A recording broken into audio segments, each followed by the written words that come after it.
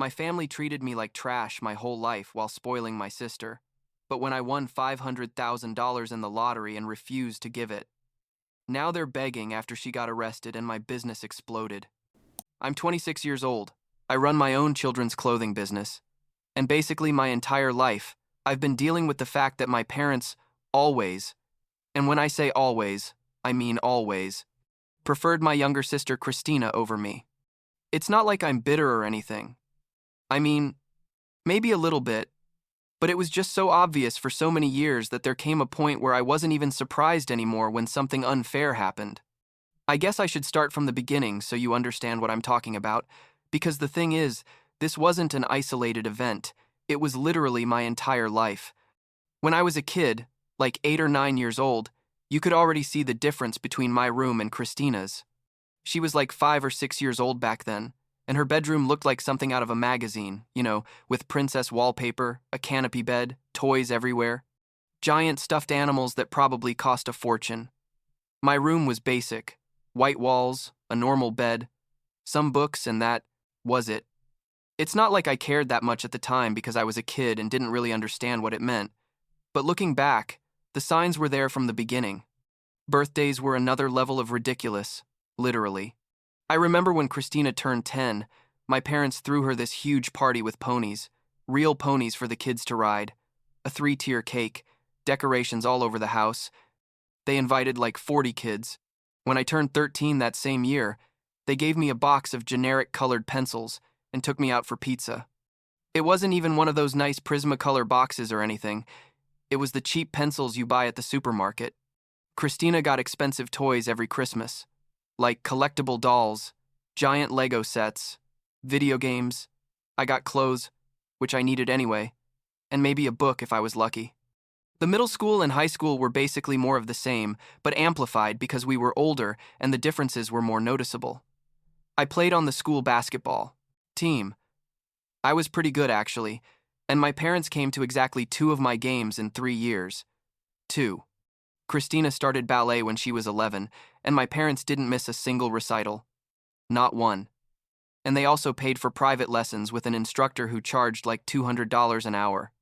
When I graduated from high school, my parents gave me $50 in an envelope and said they were proud of me, but basically it was just a normal meal that day, nothing special.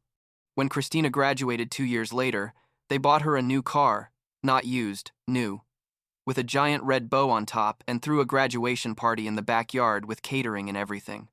There were like 80 people there, family, friends, neighbors, and I was standing in a corner thinking, seriously, does no one else see how absurd this is? The college thing was probably when I really started to resent the situation. I applied to several universities and got into a decent state university. Nothing spectacular, but it was a good school. When I opened the acceptance letter and told my parents, my mom said something like, my dad didn't even look up from the newspaper. But when Christina applied 2 years later and got into this prestigious university on the East Coast, my parents opened a bottle of champagne. An expensive bottle. I saw the price on the label. Invited the grandparents, the aunts and uncles, made a whole celebration. It was like Christina had won the Nobel Prize or something. The truth is, Christina's university was expensive, like $60,000 a year all included, and my parents paid every penny without complaining even once. They told me I had to work part-time to help with my expenses because they could only cover tuition and housing. So I worked at a coffee shop all my first year and part of my second, doing shifts until 11 p.m. some days, while trying to keep my grades up. I graduated at 22 with a degree in business administration. Got a decent job at an accounting firm. Nothing spectacular, but it paid well and had benefits. I thought I was finally going to be able to start my life, become independent, do my own things. But literally the first time I went to dinner at the house after getting the job, not even half an hour had passed when my mom told me that now that I was making money, I should start saving to help with Christina's future expenses, specifically for her eventual wedding and for a graduate program she wanted to do in Europe. I just sat there with my fork in my hand thinking, is she serious? Christina still had 2 years left to finish her bachelor's degree, and they were already asking me to save for her master's and her wedding. That wasn't even planned, because she didn't even have a boyfriend. I told them I'd think about it. But inside, I was furious. Like, at what point did my job and my money become Christina's fund? Things continued like that for about 3 more years. Me working at the firm, living in a small apartment, saving what I could not for Christina but for myself, because I'd had this dream forever of opening my own business. I'd always liked fashion, specifically children's clothing. And I had this idea of creating a line of dresses for little girls, something unique, with nice fabrics and designs that weren't the typical ones you see in all the stores. I never told my family about this dream because I knew exactly what they'd say. That it was a waste of time. That I should focus on my stable career. That money should be saved for important things. Like, I don't know, Christina's life, I guess? And then something happened that changed absolutely everything. I was 24 years old. I was driving back from work on a Friday. I stopped at a gas station to buy a coffee, and completely impulsively, I bought a lottery ticket. I don't know why I did it. I'd never bought lottery in my life. But that day something told me, do it. A few days passed and, honestly, I forgot about the ticket until I saw the news and they said the winning numbers. I looked for the ticket in my wallet, I pulled it out, and when I compared the numbers, I felt like the world stopped. I had them all of them. I won $500,000, $500,000, and I just stood there in my living room with my hands shaking, unable to believe what I was seeing. The first thing I did, and to this day I don't know if it was a mistake or not, was call my parents to tell them. I was excited, you know. I thought I finally had something big to celebrate and maybe, just maybe, they'd be truly happy for me. I went to the house that same night. My parents were there, and Christina, who had come to visit them that weekend, and I told them. The reaction was weird from the start. My mom said something like, "Oh, that's good, Patrick," but with a tone that didn't sound genuine, and my dad stayed quiet for a moment too long. Christina asked how much I'd won, and when I told her eyes lit up in a way that made me uncomfortable. I thought maybe they were going to suggest we go out to dinner to celebrate or something. But instead my dad said, "Well, this is perfect, because Christina just got accepted into an amazing master's program in London, but it's very expensive, and with this money we can pay for it no problem." I froze. He didn't say, "Congratulations, Patrick," or "What are you going to do with the money," or "We're proud of you." He went straight to how that money could be used for Christina. My mom added that yes, it was perfect timing, that the program cost like $80,000 a year for 2 years plus living expenses, and that with my winnings we could cover it all. I said, "Wait, are you serious? This is my money. I won it, and you're assuming I'm going to give it all to Christina." My dad looked at me with that face he made when he was about to get serious and said, "Patrick, you're part of this family, and family helps each other. Christina has this incredible opportunity and you have a stable job. You don't need that money like she needs it." I couldn't believe it. I literally felt like I'd been kicked in the stomach. I told them no, that I had plans for that money, that I wanted to start my own business. And Christina laughed. She laughed and said, "A business doing what? Making dresses for little girls? Patrick, that's not a real business, that's a hobby." The argument escalated quickly. My mom started crying, saying I was selfish, that I'd always been the problem in the family, that Christina deserved this opportunity and I was being cruel by denying it to her. My dad said that if I didn't give them the money, then clearly I didn't care about the family and I should rethink my priorities. I was standing there listening to all this and I realized something. I was never going to be enough for them. What I wanted or needed was never going to matter. It was always going to be about Christina. So I told them, "You know what? This is my money. I'm going to do what I want with it. And if that means you're mad at me, then I'm sorry, but I'm not changing my mind." My dad stood up, walked over to me and said, "If you walk out that door without committing to help your sister, don't come back. We don't want you here if you're not going to be part of this family for real." I left that night and haven't been back to that house since then. Well, until recently, but that comes later. I didn't block their numbers initially, but I stopped answering their calls, and I moved to a new apartment on the other side of town where they couldn't find me easily. I used part of the lottery money to rent a small commercial space and started my business, my line of dresses for little girls. I hired an experienced seamstress, bought fabrics, designed the first models, created a website, and basically put all my effort into making this work. The first months were tough. I'm not gonna lie. There were days when I thought maybe my parents were right and this was crazy. But little by little orders started coming in. The reviews were good, and people seemed genuinely excited about the designs. About 3 months after I left, my parents found my new number. I don't know how, and they called me. I thought maybe they were going to apologize or something, but no. My mom started the conversation saying they needed a big loan, like $100,000, because Christina had been accepted to the London program, and they didn't have enough money to pay for it.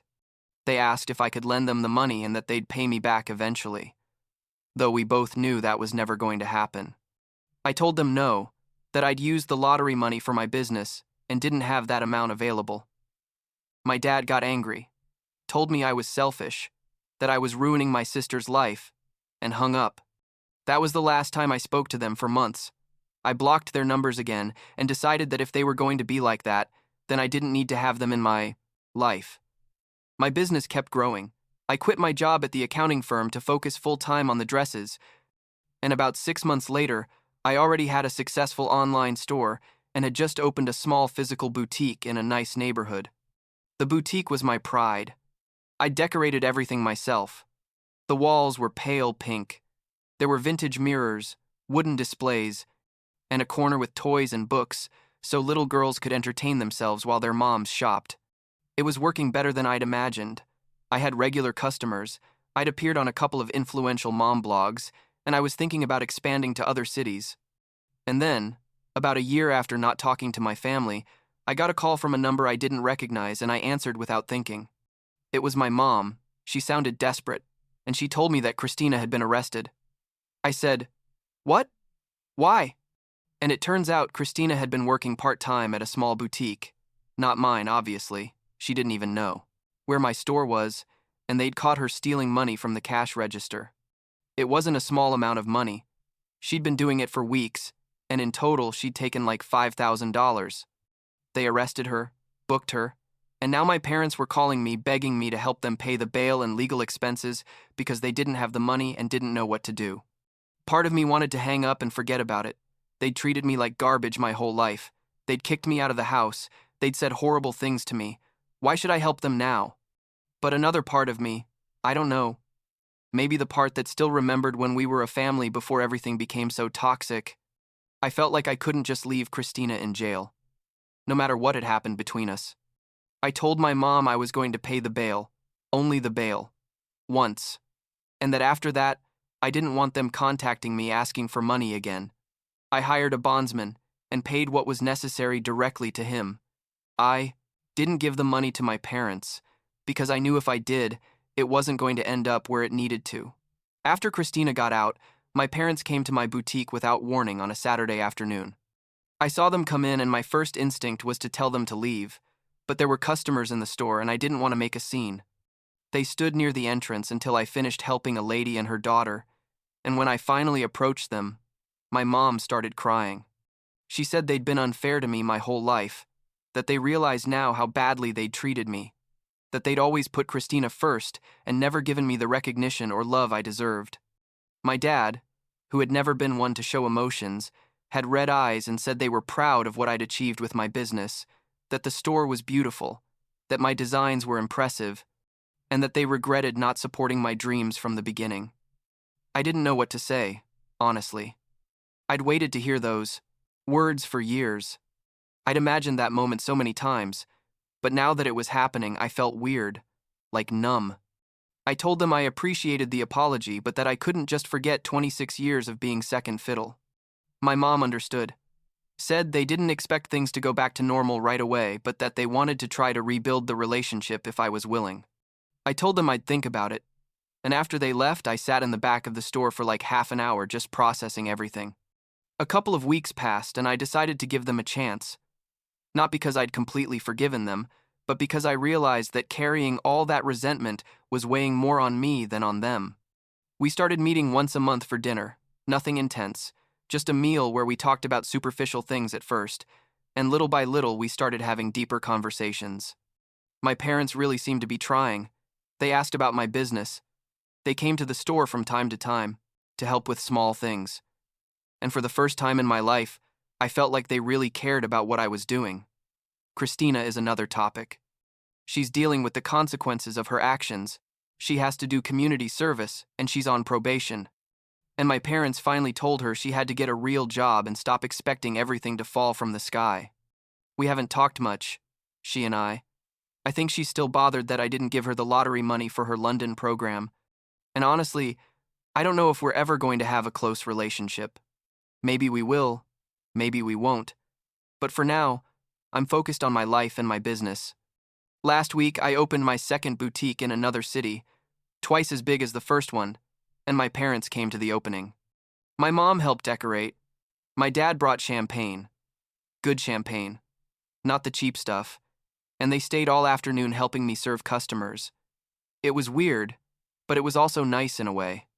I don't know if things are going to work out long-term with them. I don't know if they've really changed or if they're just making a temporary effort. But for now, I'm willing to give them the chance they're asking for. My business is going incredibly well. I'm doing exactly what I always wanted to do, and for the first time in my life, I feel like my parents see me as something more than just Christina's older brother. It's enough for now, I guess.